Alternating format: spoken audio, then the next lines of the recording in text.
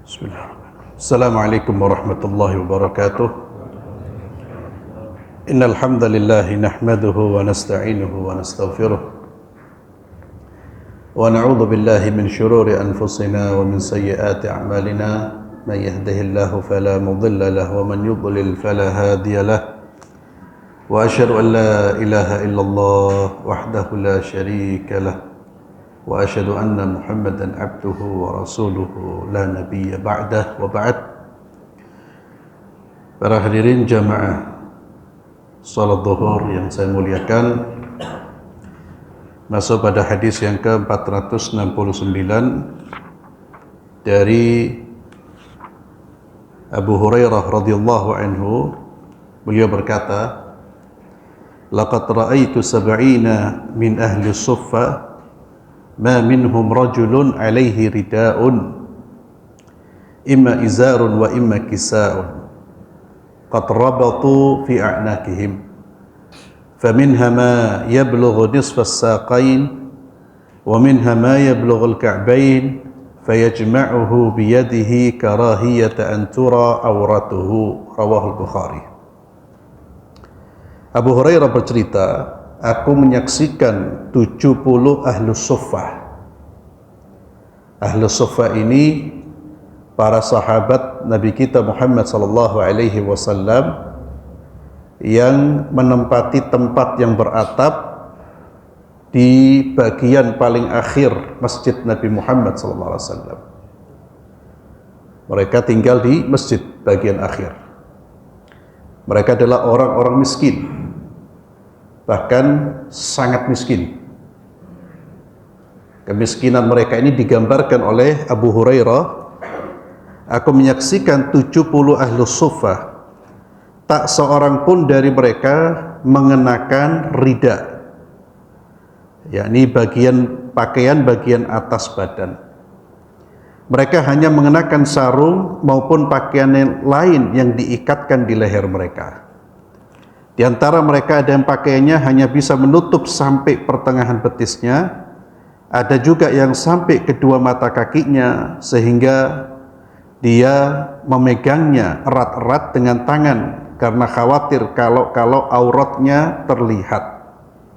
Hadis riwayat Imam Bukhari.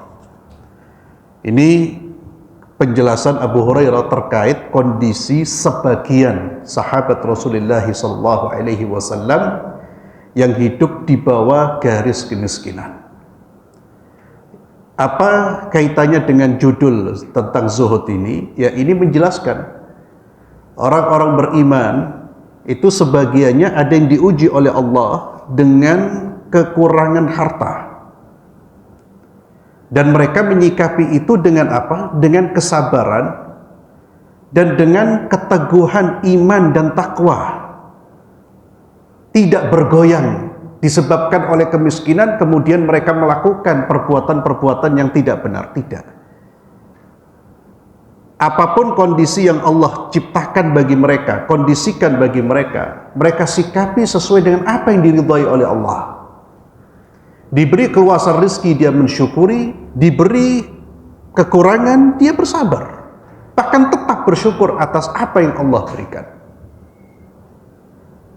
Jadi, dan hadis ini, riwayat ini juga menunjukkan bahwa tolok ukur cintanya Allah kepada hamba itu bukan dunia. Ini manusia-manusia hebat ini, termasuk Abu Hurairah. Tolok ukur cintanya Allah kepada seorang hamba itu bukan dunia. Kalau dikasih dunia berarti Allah cinta. Kalau diambil dunianya Allah benci, bukan. Para sahabat ada yang miskin seperti ini, dan kita tahu orang-orang kafir musyrik itu kaya, sebagian kaya-kaya. Bahkan kita tahu yang namanya Qarun itu pemimpin kekufuran.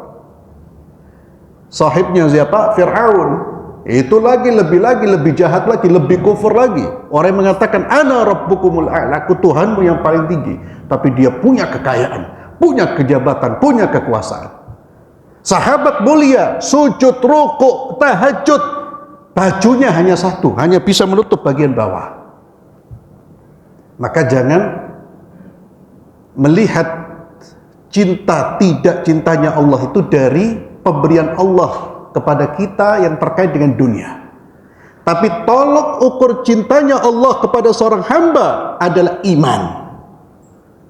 Siapa yang diberi iman oleh Allah dan diberi kemauan serta kemampuan untuk menjalankan nilai-nilai keimanan, dia orang yang dicintai oleh Allah. Siapa yang dijauhkan dari nilai-nilai keimanan, maka dia adalah orang yang tidak dicintai oleh Allah. Sehingga di sisi itulah ikhwani fillah, kita perlu mengukur diri kita.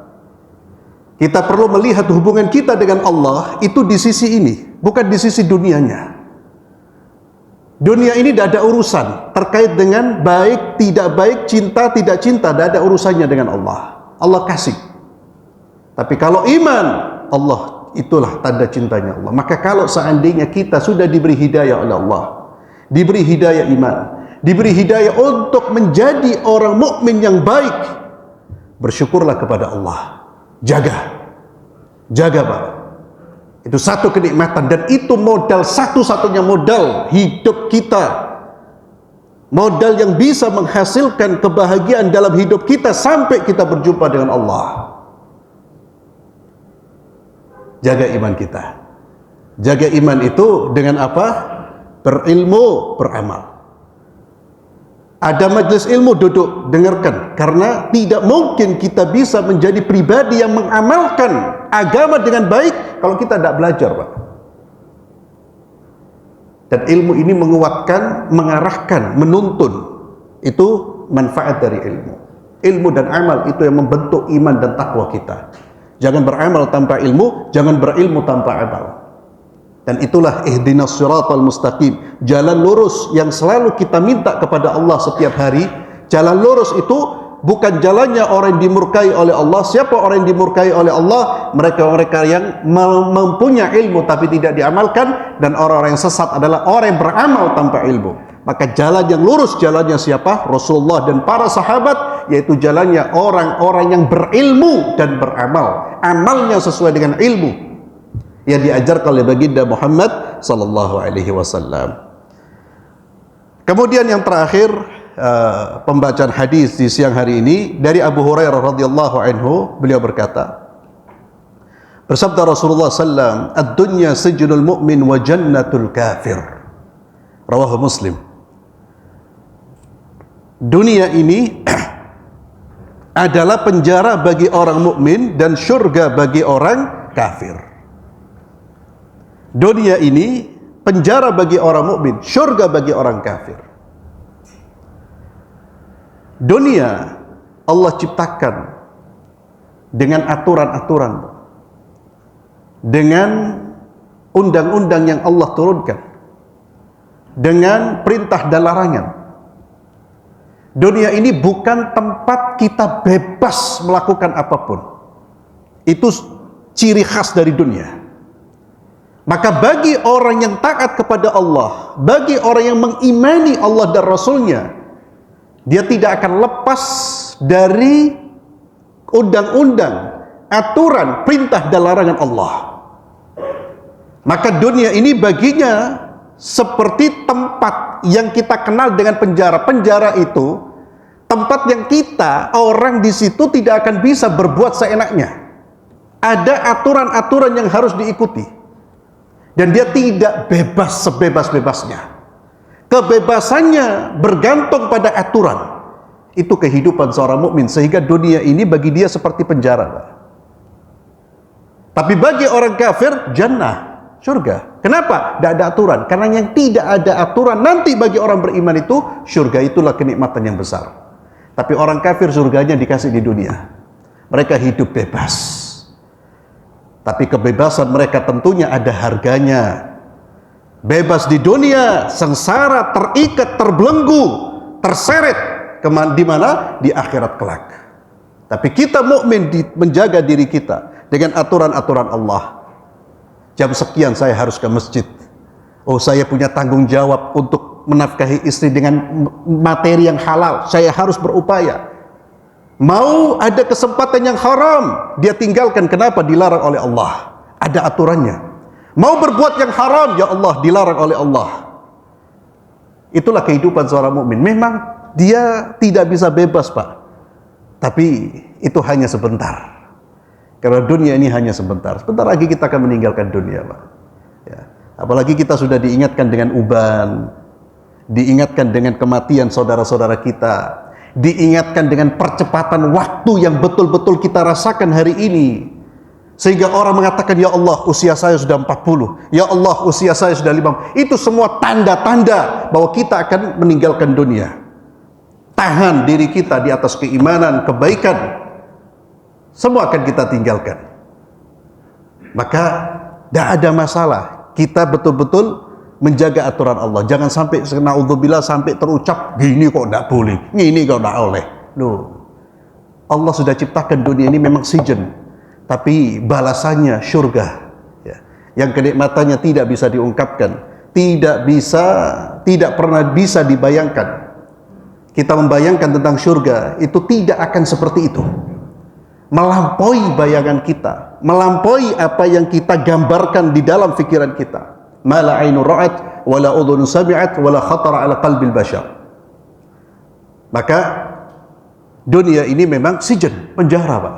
Tapi walaupun dunia ini penjara, banyak aturan, Pak.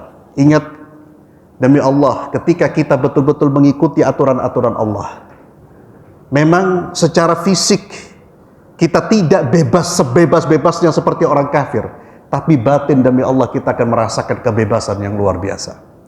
Tidak ada kenikmatan kecuali dengan iman. Rasakan, Pak. Ketika kita betul-betul ya, bukan iman hanya kadang-kadang beriman, kufur, kadang-kadang taat, maksiat, tidak bisa kita merasakan manisnya iman. Tapi kalau kita betul-betul masuk dalam agama Allah secara totalitas, hati kita arahkan kepada Allah. Walaupun hidup dalam kondisi ekonomi apapun, jiwa ini tetap tenang. Dan kebahagiaan letaknya di dalam hati kita, di dalam jiwa kita, bukan di luar. Maka jangan kaget orang, bintang, artis, aktor, mati bunuh diri. Mati overdosis. Kenapa? Tidak punya kebahagiaan yang hakiki di dalam jiwanya. Dipersempit oleh Allah. Walaupun di sekitarnya adalah dunia dengan segala isinya terhampar di depannya.